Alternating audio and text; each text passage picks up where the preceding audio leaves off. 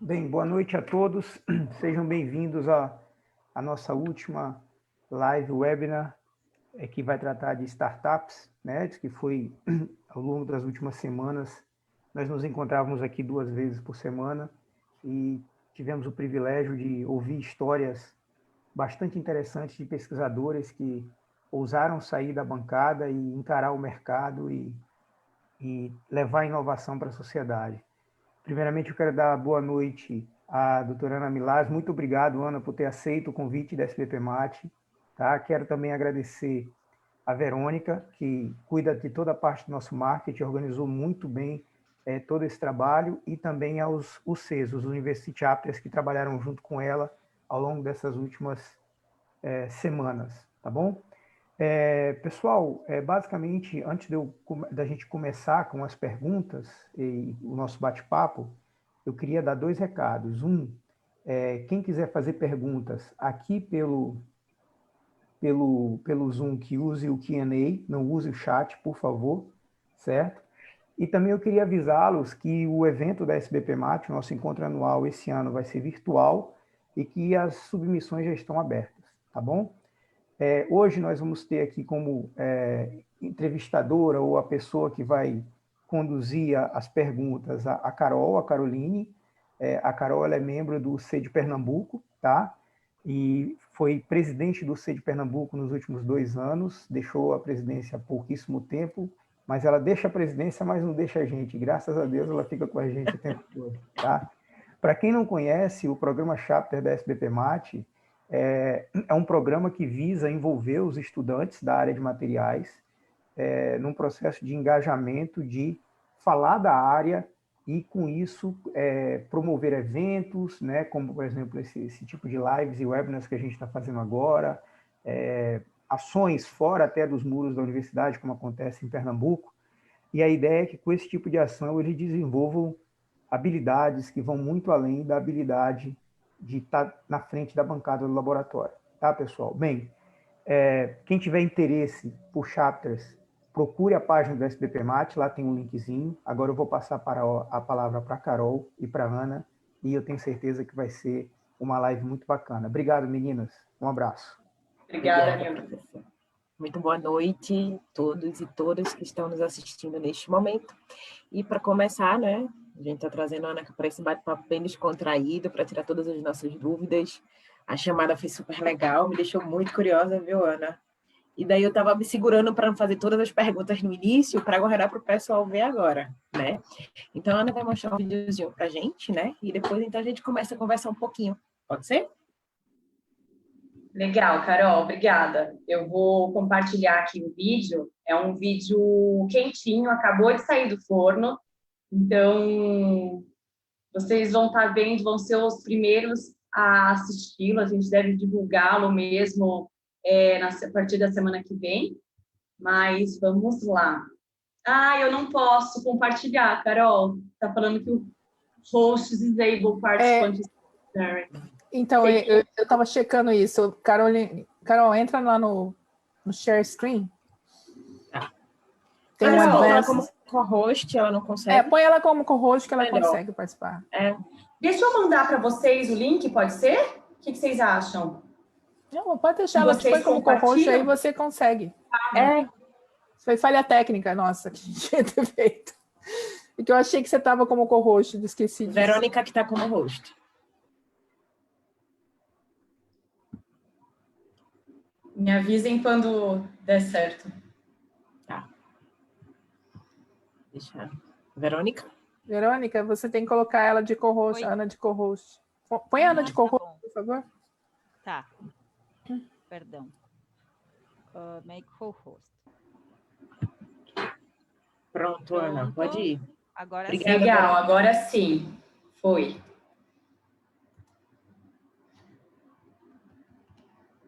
Vocês estão vendo a tela? Sim. Estão ouvindo? Não. Então? Não, eu acho que você tem que fazer... Peraí. A gente devia ter testado isso antes, né? Espera um pouquinho. Volta lá no... Desabilita o share screen. Aí, quando você for fazer o share screen, embaixo tem uma opção, uma caixinha, share sound, alguma coisa assim. Aí você tem que clicar nela. Tá.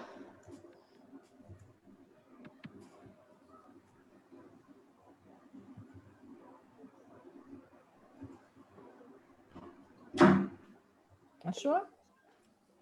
Filha, mamãe tá em reunião. Aqui é tudo de casa, você pode trazer Boa a noite, filha. filha. Aqui tem 2 pequenos, agora entrou um e outro. Gente, vocês estão conseguindo... Não, eu não achei. Não, faz o seguinte, dá o share screen. Eu vou...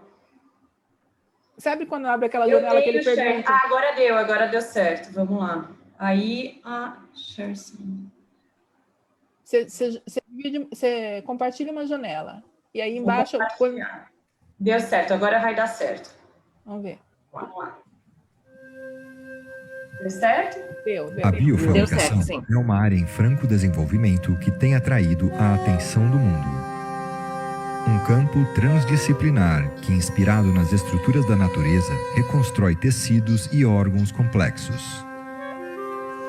Partindo de técnicas das engenharias, utiliza células, polímeros, nanopartículas, biomateriais e biomoléculas. Essas tecnologias vêm sendo estimuladas pelo desenvolvimento das técnicas de fabricação 3D. A tecnologia de bioimpressão 3D atua como uma plataforma que possibilita diversas aplicações nos campos da medicina regenerativa e, mais atualmente, da medicina personalizada. Somos capazes, com essa tecnologia, de reconstruir tecidos biomiméticos e modelos in vitro que poderão predizer condições específicas e simular doenças. A bioimpressão deve impactar fortemente a saúde e outras áreas, como, por exemplo, a indústria de cosméticos e de alimentos. Diversos grupos de pesquisa vêm centrando seus esforços neste campo instigante. 3DBS é uma startup brasileira fundada em 2017 que desenvolve equipamentos para o campo da biofabricação, bioimpressoras e equipamentos de eletrofiação. E a gente conta com o apoio da FAPESP através do seu programa de inovação em pequena empresa, que nos permitiu desenvolver o nosso primeiro protótipo.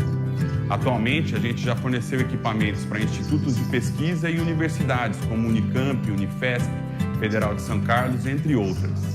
Os equipamentos de biofabricação da 3DBS são proprietários e contam com a possibilidade de customizações específicas como sistemas híbridos, aquecimento, resfriamento, fotopolimerização, extrusão de polímeros em pellets, sistemas de filtragem de ar e número de extrusoras. A 3DBS trabalha desde modelos educacionais até layouts complexos multiusuários para fazer frente a diferentes demandas e desafios de pesquisa.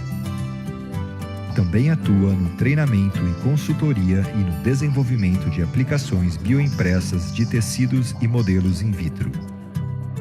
Recentemente inaugurado, seu laboratório de biofabricação possui infraestrutura específica para o desenvolvimento de tecidos humanos e órgãos.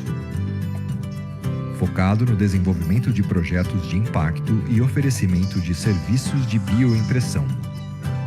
Aberto para pesquisadores e entusiastas. Se você tem um projeto na área de bioimpressão ou está buscando um parceiro para viabilizar sua proposta, entre em contato. Será um prazer recebê-lo.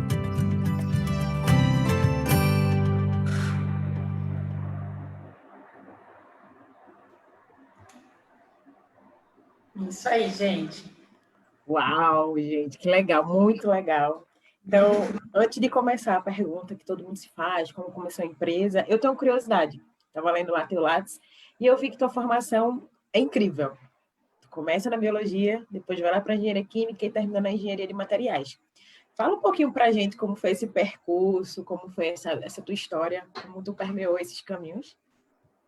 Então, Carol, para muita gente a minha formação é meio maluca ou do tipo, a menina não sabe o que quer da vida. Mas hoje eu encho o peito. Enquanto eu estava na trajetória, a gente sempre está na trajetória, né? A trajetória nunca acaba. mas inicialmente, quando eu comecei a misturar as áreas, eu ficava com um pouco de medo quando falavam isso. Mas e aí? Você tem que focar, você tem que... O que você vai fazer misturando tanta área? Inclusive, eu ouvi na minha banca de doutorado, né, na minha defesa de uma das pessoas que estava participando, uma professora falou para mim, o que você vai fazer agora? Sua formação é biologia, você veio fazer o mestrado e o doutorado em engenharia química, e aí? O que vai ser de você? Meio num sentido pejorativo, assim. Mas é isso que eu sempre busquei. Junto com a biologia, eu fiz ciências sociais, então eu fazia biologia de manhã na PUC, ciências sociais na Unicamp à noite. Sou apaixonada pela antropologia, que é um dos ramos das ciências sociais. Logo que eu terminei a biologia, eu fui para a Amazônia, trabalhar numa reserva de desenvolvimento sustentável, Mamirauá. E ali eu trabalhei justamente num projeto que requeria esses dois conhecimentos, a antropologia e a biologia, principalmente a ecologia, né? E foi lá na Amazônia que eu conheci alguns óleos que depois eu fui utilizar nas exatas, na engenharia, onde eu fiz meu mestrado e doutorado. Alguns óleos muito utilizados na região da Amazônia, com propriedades terapêuticas, citronela, copaíba, andiroba e tudo mais. E quando eu voltei da Amazônia, eu fui para a indústria, em São Paulo, para o chão de fábrica mesmo, uma indústria de têxtil, de beneficiamento e tratamento têxtil. E ali eu fiquei quase 3 anos, né, passando por todas as áreas da indústria, era como um processo de trainee, assim. E dali eu falei, eu preciso voltar para a academia, porque eu gostei muito dessa área têxtil, e onde está o conhecimento para eu aprofundar? O conhecimento está dentro da universidade. Então, depois desses 3 anos, depois dessa experiência dentro da indústria, depois de ter ido para a Amazônia, eu voltei para a academia, onde eu fiz meu mestrado e doutorado, só que não mais na biologia nem nas ciências sociais.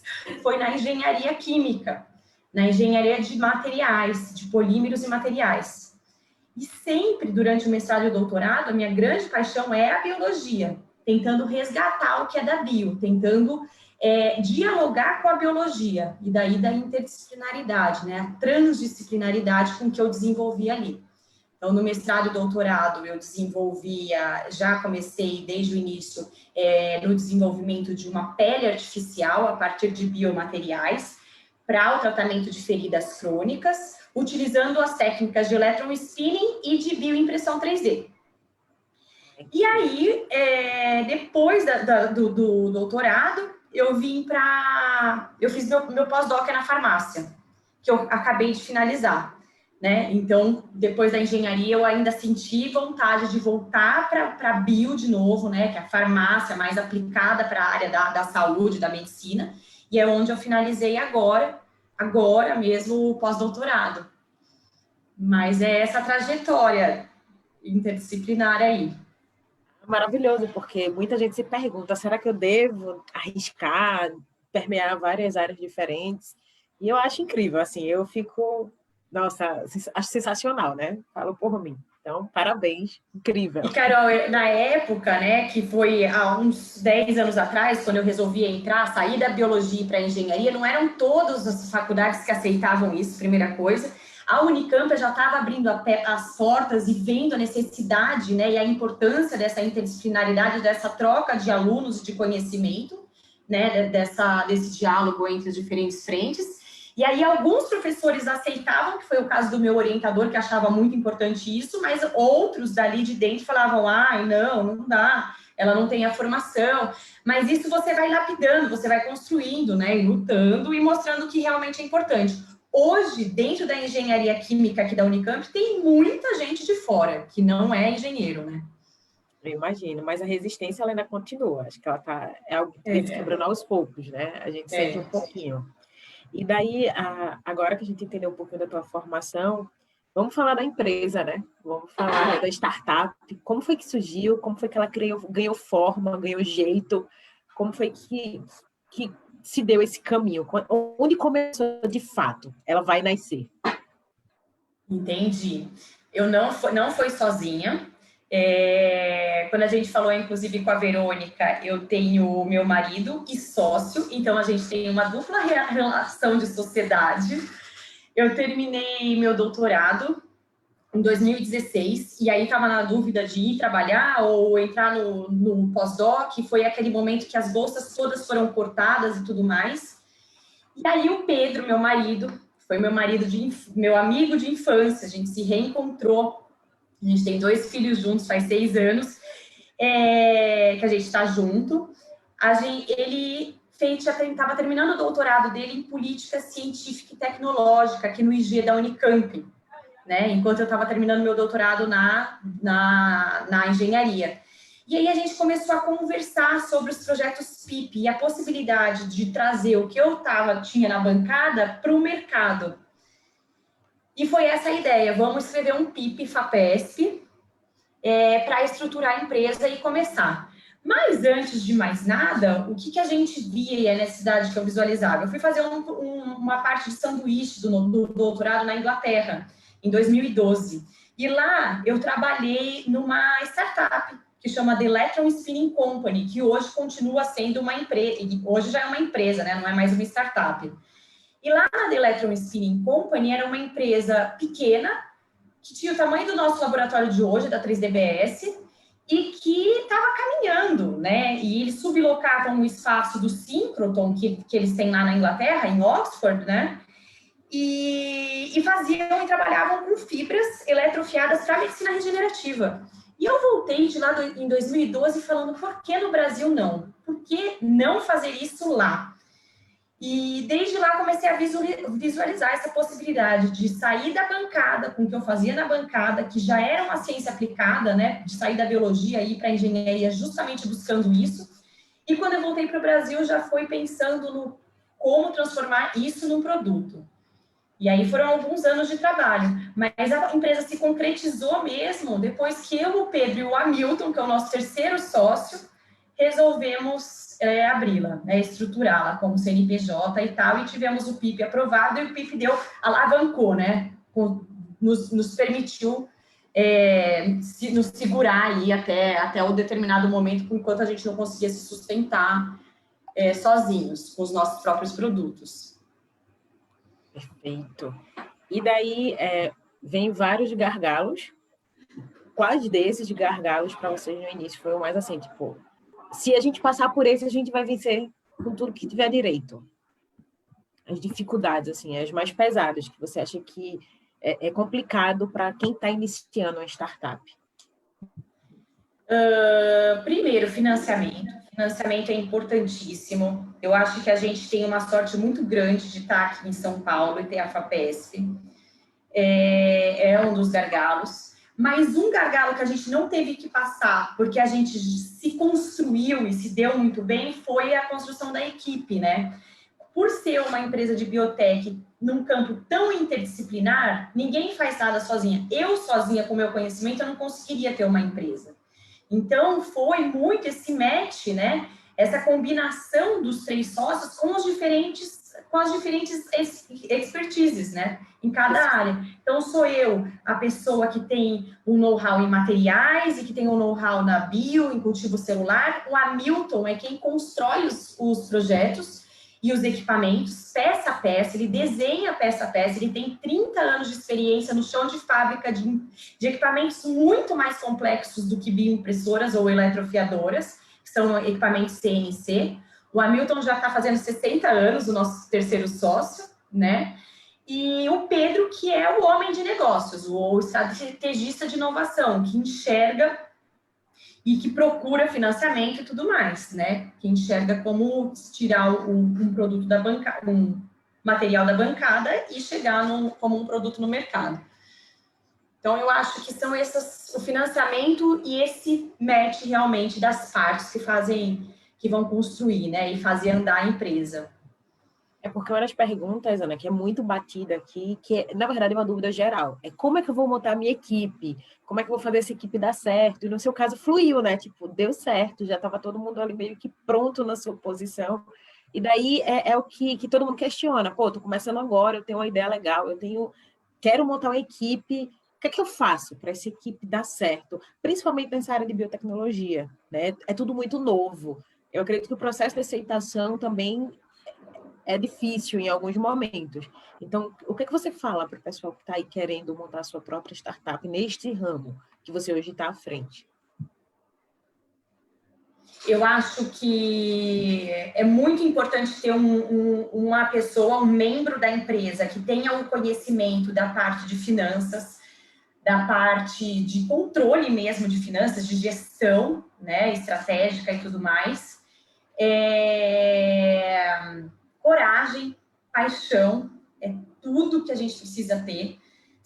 A paixão, desde que eu abri a empresa, eu não era apaixonada pela 3DBS da forma como eu sou hoje, mas eu já era apaixonada, imagina como eu sou hoje, assim. É uma coisa que eu não me enxergo fora disso. Eu tenho planos B, plano C, mas o plano A é fazer a 3DBS dar certo e guinar a cada ano que passa. Então, a gente vê muitas startups que têm o PIP fase 1 aprovado ou que começaram com dinheiro próprio e tal, colocaram lá do bolso, não aguenta, em 1 ano fecham, 2 anos fecham, 3 anos. A gente está há 3 anos no mercado aí e a gente sente que a gente está dobrando, né, a cada ano, crescendo. E a nossa perspectiva é crescer cada vez mais e ter força, porque assim, tem um momento que eu estou desanimada, mas meu sócio está animado. Tem um momento que eu estou animada e meu sócio está desanimado. E fazer andar essas 3 peças junto, tem o cara que é mais visionário, tem o outro que é mais pé no chão, tem o outro que é o que fica ali equilibrando. E cada momento está de um jeito mas cada um tem seu jeito. E eu acho que isso é muito forte, assim, de tentar sempre manter ligado e arrastar o cara que está querendo desistir e ir, força e tal. Isso é muito importante. Eu imagino, essa liga, né? Essa consistência. Aproveitando que a gente está falando de tecnologia, tu falou quando chegou aqui no Brasil, né? Sentiu, por que não aqui no Brasil? Né? Então, quão preparado era o ambiente quando você chegou e como é que está hoje? O que é que tu sente? Qual a diferença do que aconteceu em meio a esses 3 anos para o mercado, para o mercado brasileiro, para a tecnologia brasileira? Tem uma grande demanda, ainda está caminhando a passos lentos, é mais ou menos nesse sentido, nesse cenário. O que você sente? Olha, Carol, não é legal falar o que aconteceu com o Brasil depois que acabou Ciências Sem Fronteiras, as bolsas estão sendo cortadas a todo momento, né? O financiamento está muito baixo, mas em meio ao caos que a gente se reinventa, né? Que a gente dá o jeito. E aí a gente vê um boom de gente que resolveu empreender, não só na área de biotech, mas em todas as áreas, de alimento, de esporte, de tudo mais, né? E fazendo sua própria marmita, e vendendo, e se reinventando, né? E o que é a minha habilidade, se descobrindo. Eu acho que isso aconteceu de uma maneira geral, assim. Quando a gente começou... os financiamentos também têm aumentado muito, né? Porque é uma área que você emprega, que é uma área que você realmente vai aplicar, que vai fortalecer o Brasil e o país e tudo mais. Então, ele tá muito forte, por mais da crise que a gente seja, né? Eu acho que é isso, assim, as pessoas, assim como eu não tinha perspectiva, minha bolsa de pós-doc tinha sido recusada, e aí... O que eu vou fazer, né? Filho para criar e tudo mais. E aí foi a ideia que surgiu da 3DBS. Eu acho que as coisas estão caminhando, assim. A gente está com um cenário bom, por estar no caos, é bom para se reinventar. Não que seja o melhor cenário, de jeito nenhum. Com certeza, verdade. Mas aí fica a dica, né? Porque nunca vai ser fácil, fazer que é um mar de rosas, mas também... se reinventar será sempre a rota, independente da situação que estejamos, né?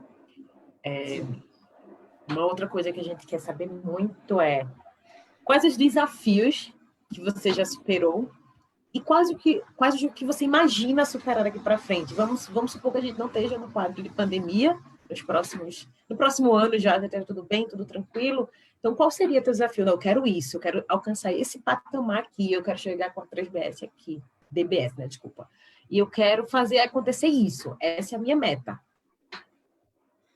Bom, a 3DBS visualiza entrar muito forte no campo dos produtos bioimpressos. Até agora, a gente produz nossa própria tecnologia, a gente já forneceu mais de 25 equipamentos para o Brasil inteiro, né, de bioimpressão, então a gente está possibilitando que essa área cresça e aconteça no Brasil, não só ficar acontecer lá fora, porque antes da 3DBS entrar, todo mundo que queria trabalhar com bioimpressão dependia de importar um equipamento, e um equipamento importado não custa menos do que $40 mil, né? Os nossos equipamentos saem daqui por $2 mil, por $5 mil, um ótimo equipamento. Então, a gente vê que a gente está possibilitando essa área florar no Brasil de uma maneira muito interessante e muito legal. Mas, além dos equipamentos, a gente enxerga além que agora tem a nossa tecnologia própria, validada, testada por N pesquisadores e tudo mais. A Verônica quer falar. Desculpa, Ana, eu vou esperar você terminar, tem umas perguntas do Facebook, depois eu entro. Tá. Desculpa. Imagina. E a gente tem visto isso, a gente agora está com o nosso próprio laboratório e a gente vai trabalhar com os produtos que realmente são escaláveis, né? Quando se fala em startup, todo mundo quer ouvir o que tem escala. Os equipamentos realmente não têm escala ainda, por mais que a gente tenha conseguido expandir essa tecnologia pelo Brasil aí, afora, principalmente no estado de São Paulo, que é onde a gente está, mas trabalhar com os produtos impressos. Então, a gente vai começar colocando no mercado os modelos in vitro, depois tecidos que realmente vão em contato com os pacientes, cartilagem, pele e o que for de demanda. E é isso a trajetória, né? Realmente atender a medicina regenerativa aí como final. Vai ser muito bom e já está dando certo. Vou pensar assim, já está dando certo. Já, graças a Deus, sim. Verônica, por favor. Certo, bom, tem algumas perguntas. A Luana, ela quer saber, ficou curiosa em qual estado da Amazônia você trabalhou, e aí já continuando com perguntas dela, se você pode fazer links entre as tecnologias de impressão 3D com potenciais materiais da Amazônia, e finalmente, sobre o vídeo que você passou, então, a empresa, a startup, ela oferece produtos, serviços ou ambos? Legal. Luana, né? Luana, boa noite, obrigada pela pergunta. Luana, sim, eu trabalhei no Mamirauá, que fica em Tefé, lá no Amazonas, na Reserva de Desenvolvimento Sustentável Mamirauá, e sim, isso é muito possível. Na Amazônia tem uma diversidade enorme de materiais, biomateriais, de óleos essenciais, e tanto que no meu mestrado e doutorado, eu trabalhei com a confecção de matrizes fibrosas, que servem como suportes celulares, que a gente chama de scaffolds, né? E eu incorporo óleos essenciais, como copaíba, andiroba, citronela, nessas fibras, que servem de suportes celulares. Inclusive, a gente já fez alguns testes pré-clínicos em animal, com os enxertos dessas fibras carregadas com esses óleos essenciais, e os resultados foram espetaculares, inclusive provando a capacidade de neovascularização, né? Formação de neovaso ali nos tecidos que foram enxertados. E também com a bioimpressão são N as possibilidades de utilizar os recursos da Amazônia. É maravilhoso pensar nisso, sim, é possível. Legal. Tem mais alguma pergunta que ela fez? Sim, era para você resumir, então, são serviços e produtos que vocês oferecem, Isso. Né? Fala A gente fornece os equipamentos de biofabricação, os serviços de consultoria nessa área, e agora estamos entrando com os produtos mesmo, né? Legal. Bom, eu teria mais uma pergunta, pode ser, Carol? Pode, por favor. É uma pergunta do Maximiliano. Vocês acham que em algum momento será possível imprimir um órgão humano inteiro e completamente funcional? Vi que uma perspectiva, talvez um pouco longe, seria zerar fila de transplante por impressão 3D. Maximiliano, boa noite, tudo bem? Essa é a grande promessa da bioimpressão 3D e dessa área de biofabricação. Ela ainda é uma promessa, a gente está longe de conseguir fazer um órgão realmente funcional, escalável, né, bioimpresso, utilizando a tecnologia, mas a gente está caminhando para isso. Tem gente que fala que daqui 10 anos vai ser possível realmente colocar um órgão para entrar nas filas de transplantes. Tem gente que fala 20 anos, tem gente que fala em 30 anos. Eu não sei dizer ao certo. O que eu sei dizer, e a 3DBS é uma startup, uma empresa muito pés no chão, é dizer o que é possível hoje. Hoje é possível, sim, imprimir pequenos pedaços de tecidos funcionais que podem ir ser enxertados, né, e substituídos em tecidos de paciente, como cartilagem, pequenos pedaços ósseos, a pele, mas nada com uma complexidade de um coração, de um fígado, de um rim, ainda estamos longe disso. Nairim? Oi, Ana, tenho aqui umas perguntas do Zoom. Antes das perguntas, tem uma Loneta, ela falou que dá parabéns para a tia, a dedicação a todos da 3DBS e que tem muito orgulho do trabalho de vocês. Eu acho que eu conheço a Loneta. Já parece que te conhece. Então, tem aqui umas duas perguntas, uma pessoa com várias perguntas, mas duas pessoas. Então, aqui tem a Kelly. Boa noite, então pergunta. Você consegue vislumbrar a biotecnologia conseguindo superar o atual cenário econômico? Nesse aspecto, a 3DBS pretende utilizar cada vez mais a nanotecnologia a seu favor? De que maneira? Legal. Quem fez essa pergunta? Kelly Miranda. Oi, boa noite, Ellen. Boa noite, Loneta. Que bom que você está participando. Ellen, sim, tem muitos trabalhos... Kelly, boa noite. Tem muitos trabalhos que utilizam a nanotecnologia também. A incorporação de nanopartículas e de nanomateriais nas estruturas bioimpressas e nas fibras eletrofiadas é muito comum e é um desafio muito grande e muito interessante. Por exemplo, a gente trabalha com biotintas, que são os insumos das impressoras 3D, à base de alginato, carregadas com nanoargilas, ou que chama laponita. As nanoargilas utilizadas, elas ajudam a melhorar as propriedades reológicas dessas biotintas, para você conseguir imprimir uma estrutura e um objeto e ele se manter intacto na estrutura tridimensional dele. Ou, por exemplo, nanopartículas de celulose, ou nanocristal de celulose também é muito utilizado nas biotintas e também nas fibras de eletrofiação. Sim, a nanotecnologia, ela caminha junto com esse campo da biofabricação que utiliza essas duas tecnologias. É muito viável. Então, tá. Posso fazer a outra pergunta, Carol? Por favor, pode fazer sim. Aqui entrou outra terceira, mas vamos deixar para depois, mas vamos garantir esta segunda agora. Tem o William Souza.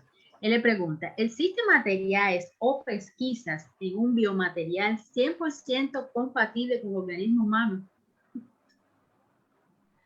Um biomaterial, William, né? Existe atualmente um biomaterial 100% compatível com o organismo humano?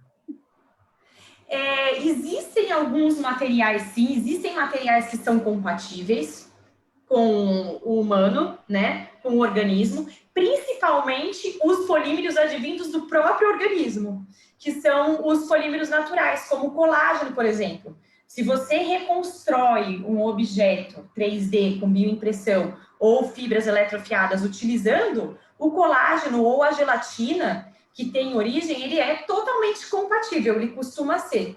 Isso vai depender se é tão compatível ou não das células que você está usando também, né? Porque normalmente ou você incorpora só o scaffold, que é só o material, né? Sem células, sem semear células antes, ou você também pode semear essas células sobre esse biomaterial e aí implantar. E a rejeição pode talvez vir da célula que você está implantando e não do material. Mas, normalmente, os materiais naturais, eles têm maior biocompatibilidade do que os materiais sintéticos. Não sei se eu fui muito superficial na sua resposta. Legal. O Carol tem duas mais. Daí tu me fala se posso agora... Pode. Eu acho que a outra tem até a ver com o que ela já vem comentando. Tinha duas, agora tenho três. entre outras. Aqui tem a Priscila Gonçalves. A Priscila diz que tem mestrado e doutorado na área de engenharia de materiais e que hoje atua em uma startup que fabrica dispositivos endovasculares. Ela quer saber em que nível de fabricação o mercado está em relação aos tecidos vasculares. Acha viável, num futuro próximo, recobrir stents com mais tecidos? Aí vai, parabéns pela sua carreira, pela sua história, ao sócio de empreendedorismo e obrigada por compartilhar seu conhecimento hoje. Um grande abraço de Floripa. Priscila, né? Priscila. Obrigada, Priscila. Acha viável, num futuro próximo, recobrir stent com mais tecido? Sim, Priscila, é viável. Inclusive, a 3DBS tem uma pesquisa nessa área de tanto vascularizar os tecidos da pele, que a gente já faz, né? Então, incorporar células endoteliais e pericitos para que a vascularização ocorra ali dentro, quanto tecidos tubulares, que vocês devem ter visto no vídeo. Então, são vasos sanguíneos, tecidos tubulares com as células dos vasos sanguíneos, células musculares lisas, endoteliais, fibroblastos. E a outra possibilidade que você comentou inclusive tem um professor da Unicamp nos procurou essa semana, para tentar endotelizar os stents. Então, a gente também tem esse serviço dentro da 3DBS de prestar esse serviço de tentar vocês trazerem, o cliente pode trazer o material e a gente tentar mexer em parceria com as células e ver como as células se comportam ali. É possível. Continua? Continua, Nerim, continua. O pessoal tá com dúvida, vamos estar respondendo. Vamos lá. Tem a Amanda de Almeida Silva. Ela fala, eu trabalhei com eletrofiação para nanofibras poliméricas com aplicação antimicrobiana e quero seguir na área multidisciplinar. Gostaria de saber se você acha que com a Covid vai ter um maior financiamento para a nossa área interdisciplinar aqui no Brasil. Entre parênteses, porque no mundo com certeza tem. Quem perguntou? Amanda. Amanda, boa noite, Amanda. Sim, Amanda, eu acho que cada vez mais está sendo valorizada essa área multiconhecimento, multidisciplinar. Eu acho que os financiamentos tendem a aumentar nesse campo, sim.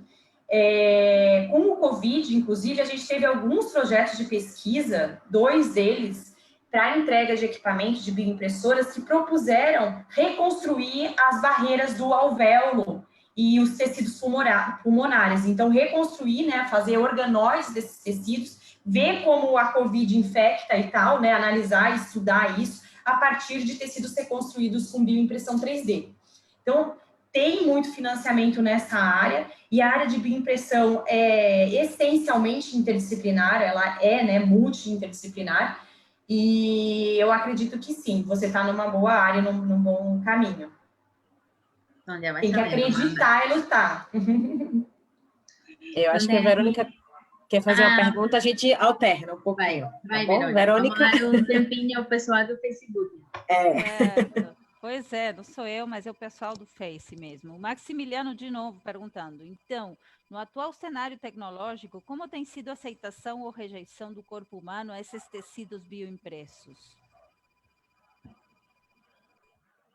Maximiliano, boa noite. Olha, são poucos os testes clínicos que já tem com humanos, tá bom? De tecidos bioimpressos.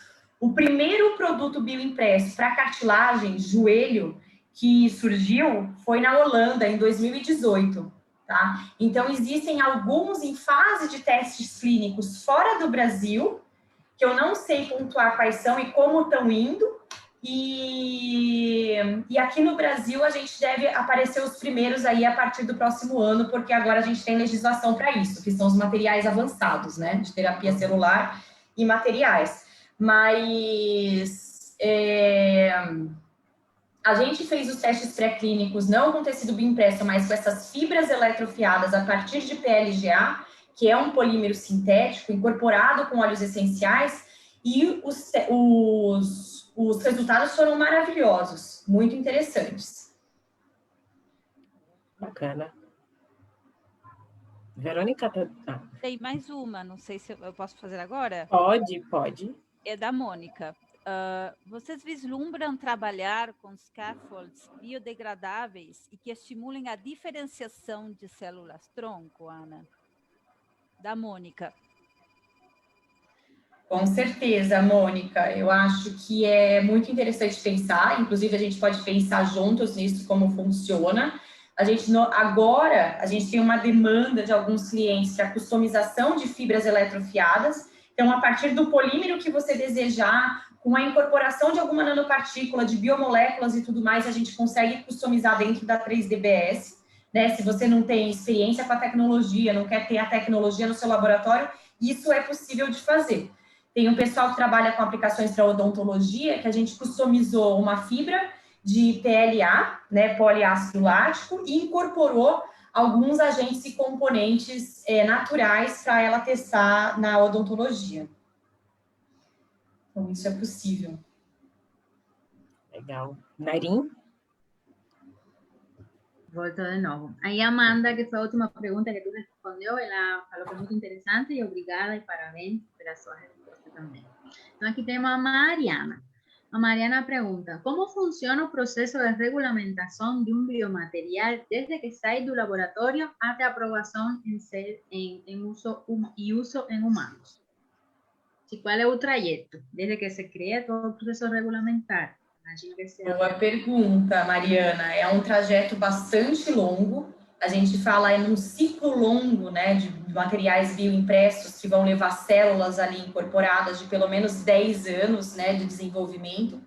A gente tem uma parceira nossa que utiliza a bioimpressão, né, bioimprime biocurativos a partir de células-tronco e de biotintas. Então, ela começou essa pesquisa dela no mestrado, no doutorado, fez os testes pré-clínicos, depois que abriu a startup, que mudou, né, a formulação dessas biotintas, das células e tudo mais, fez teste pré-clínico in vitro primeiro, depois pré-clínico em animal, né, utilizando o rato, apresentou para a Anvisa, está com dossiê e tudo escrevendo, e agora, depois de 7 anos, mais ou menos, 8 anos, de pesquisa, está começando os testes pré-clínicos, os testes clínicos em pacientes lá em Ribeirão Preto.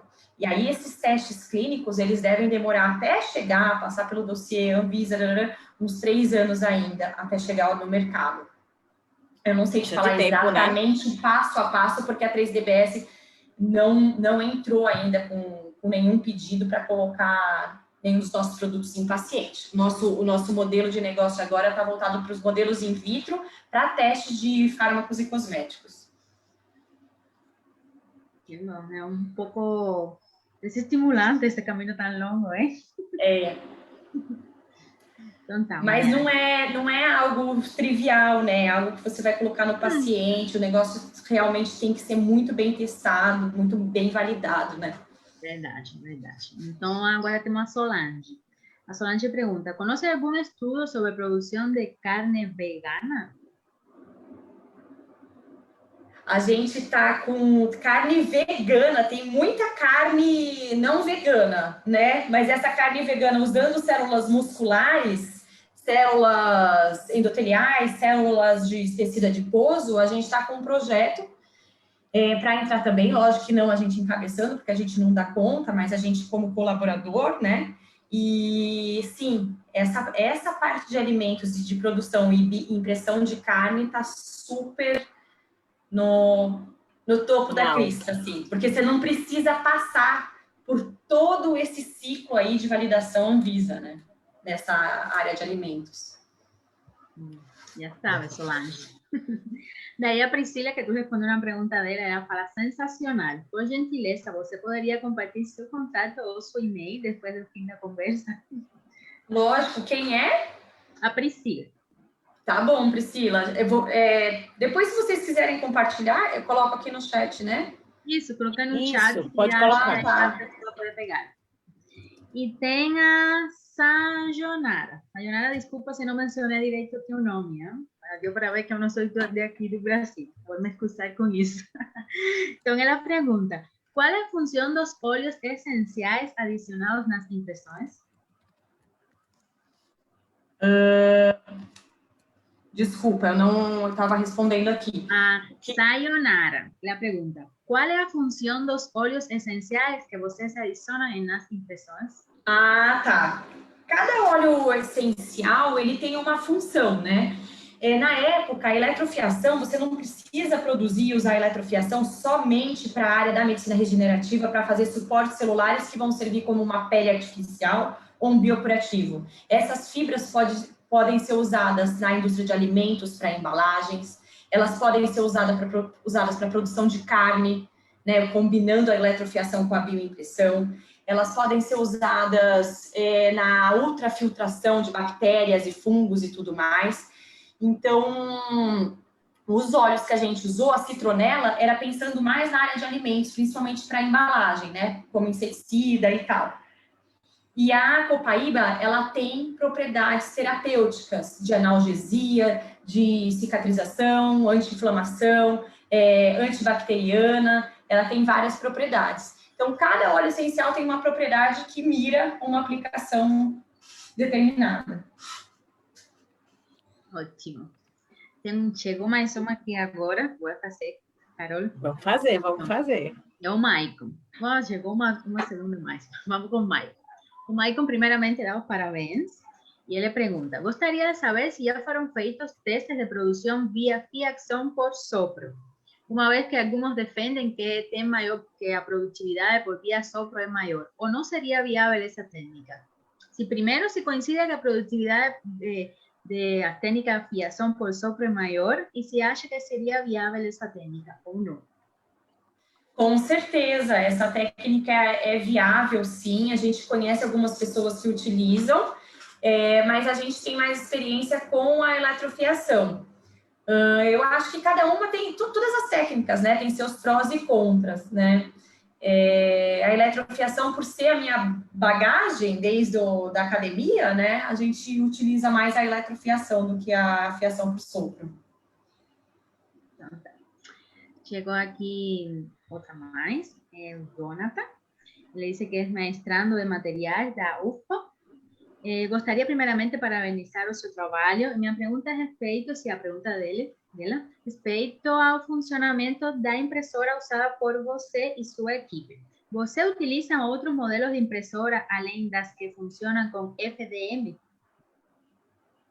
Sim, a impressora FDM é a impressora tradicional que a gente está vendo direto por aí, para a produção de objetos sem células, né? As bioimpressoras, elas usam não mais aqueles carretéis de polímeros termoplásticos que você aquece a 200 graus e faz o objeto.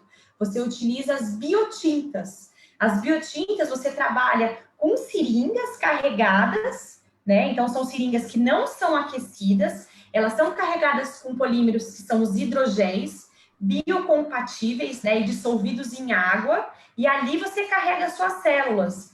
A bioimpressão, necessariamente, você está produzindo material vivo, com células vivas. E a impressão 3D, não. É um objeto. Pode você usar a impressão 3D para devices para medicina regenerativa, como uma prótese, um dente, tudo. Isso não é bioimpressão. Já a bioimpressão utiliza e você vai produzir algo que é vivo, que você precisa manter no ambiente asséptico, totalmente limpo e alimentado. Uma célula que precisa ser alimentada o tempo todo. Não sei se eu respondi. Acho que sim. Então, aqui tem uma pessoa anônima, não tem nome, mas a pessoa pergunta. Conhece o Biomimetic Solution? É uma startup que inova nesse setor da carne artificial. Mas eu acho que é um comentário. Ou se conhece aquela startup que é o nome Biomimetic Solution. Que faz carne? Que faz carne artificial. Uau. Eu não conheço, não estou muito em dessa área, mas a pessoa que está fazendo o comentário, se fizer parte da empresa, não sei, quiser conversar... Essa pessoa não tem nome, então, se fala nome anônimo. Então, aqui, ele fez outra pergunta. Fala, boa noite. Mas tem... Muitas empresas estão se lançando ao mercado nessa área de... Tanto as empresas que já existem, multinacionais e tudo mais, querem fazer carne bioimpressa, e agora outras startups estão se lançando também. Tem muita gente trabalhando com alimento bioimpresso, né? Então tem essa, não sei se é a mesma pessoa ou outra, mas é anônimo também, fala, boa noite. como funciona a obtenção de células para bioimpressão de materiais a níveis escaláveis? Não entendi a pergunta. Como funciona? Como funciona a obtenção de células para bioimpressão de materiais a níveis escaláveis? Porque é uma pergunta. Essas células, elas podem ter diversas origens. As células podem ser, que a gente fala de linhagens imortalizadas, que você pode comprar o vial, que a gente fala, elas vêm congeladas, né, no nitrogênio, super geladas, e daí você descongela essas células, expande essas células dentro de um laboratório, de uma sala limpa, que a gente fala, dentro de incubador, elas vão crescendo grudadinhas nas garrafas, né, de poliestireno. E aí, quando você tem uma quantidade adequada de células, essas células são descoladas dessa garrafa com tripsina, e aí você utiliza dentro do seu cabeçote ou dentro das suas seringas, né? E faz a impressão dos seus tecidos. Ou as células podem vir de pacientes, não são células imortalizadas, a gente chama de células primárias. Então, você pega uma biópsia de um tecido de uma cirurgia de paciente, isola essas células, extrai essas células de interesse e faz o mesmo procedimento de expansão delas. Ou usar células mesenquimais, que também vêm de pacientes ou de bancos, e assim vai. Então tá, já sabe. Por aqui acabamos por enquanto, Carol. Então, deixa eu continuar aqui com as minhas perguntas mais técnicas. Ah, se vier, pode aparecer aí, Nairim. Obrigada, tá? Então, vamos lá. Né? Agora somos nós novamente. Uma pergunta que eu gosto bastante de fazer... No caso de vocês, já que é muito voltado para a tecnologia, e eu vejo que é um tema muito que ainda está muito dentro da academia, como é essa transição? Ou não existe transição? É sempre muito dentro ali da academia, sempre com o foco bem, apesar de startup, de empresa, ainda tem a questão voltada para a academia. Qual a união ou a divergência que existe entre a startup e o mundo acadêmico, nesse sentido? A nossa área, ela é muito da academia, porque os nossos clientes ainda estão dentro das universidades. A bioimpressão, ela é bancada ainda. As pessoas estão desenvolvendo as coisas. Não tem nada escalável de você montar uma indústria de bioimpressoras e sair entregando cartilagem, pele e tudo mais. Então, é um science market mesmo, né? As universidades, institutos de pesquisa, startups, são os nossos principais clientes.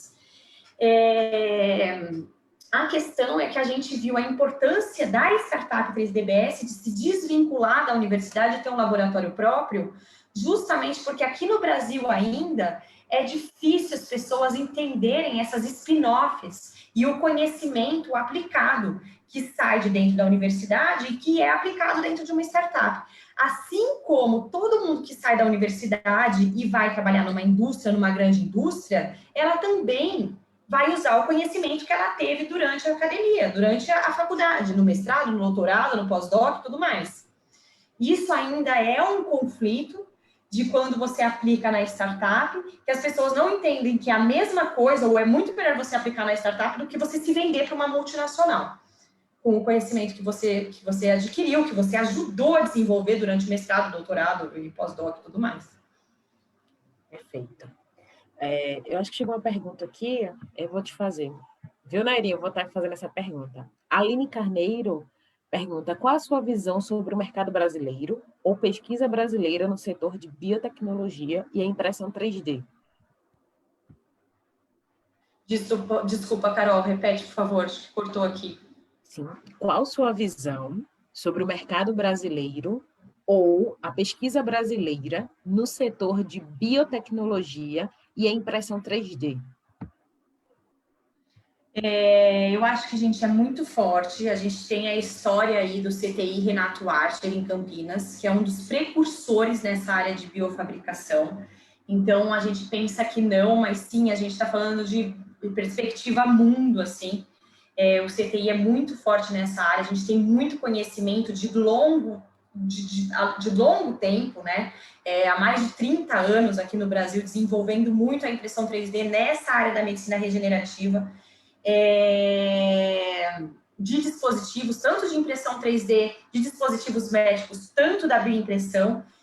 Foi um boom, realmente, desde que a 3DBS se lançou ao mercado, foi a primeira startup que se lançou ao mercado nessa área de biofabricação no Brasil. Mas depois da 3DBS, de 3 anos para cá, a gente viu mais um monte de startups aparecerem na área de biomateriais, de reconstrução 3D, mesmo de bioimpressão 3D, com modelos de negócio semelhantes aos nossos. Então, quer dizer, isso não é ruim, isso quer dizer que a gente tem fôlego para isso, a gente tem cabeças maravilhosas e pensantes e criativas, muito mais do que em países lá fora que tem muito dinheiro, mas também às vezes não tem tanta criatividade quanto a gente aqui.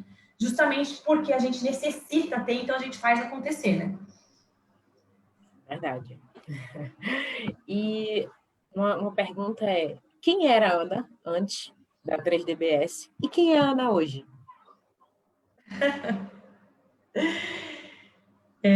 Eu acho que eu era uma Ana mais ingênua, e para empreender você não pode ser ingênuo. Eu não estou dizendo que você não pode ser ingênuo e aí você tem que ser arrogante. São duas coisas diferentes. Mas, assim, a ingenuidade não pode existir em muitos momentos, assim. Existem concorrentes, eu sempre tive dificuldade de ter inimigos, sempre precisei agradar e tudo mais, mas não é a todo mundo que você agrada, você vai ter outros players, você vai ter concorrência, vai ter gente que não gosta, mas ao mesmo tempo fazer a sua parte e fazer acontecer, porque tem espaço para todo mundo. Eu era, então, eu era mais menina. Além de tudo, junto com a 3DBS, nasceram os filhos. Então, a maternidade junto com o empreendedorismo e tudo mais, hoje eu sou mais madura, assim. Né? Foram 3 filhos, né, Ana? Foram 3 filhos, exato. Eu imagino. E dentro dessa mesma perspectiva, como é dividir o tempo de uma mulher empreendedora, da mãe, da esposa, da filha, sabe? Como é esse tempo? Existe ou não existe? Não existe. Não existe, mas é por isso que é muito importante você ter paixão pelo que faz, ainda mais com essa pandemia. São 3 turnos, né? Você vai de um ao outro, pulando e fazendo acontecer, mas me dedicando de coração a cada coisa que eu faço, tentando fazer isso, que é o principal, a gente está presente no momento em que está.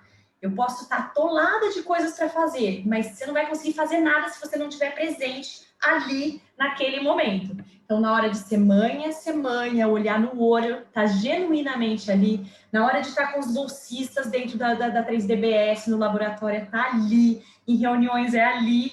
E o que não tem muito tempo é marido, que é sócio também, e o marido. Então, a gente mais fala de filho, de empresa, do que da gente mesmo. Para isso, a gente não tem tempo.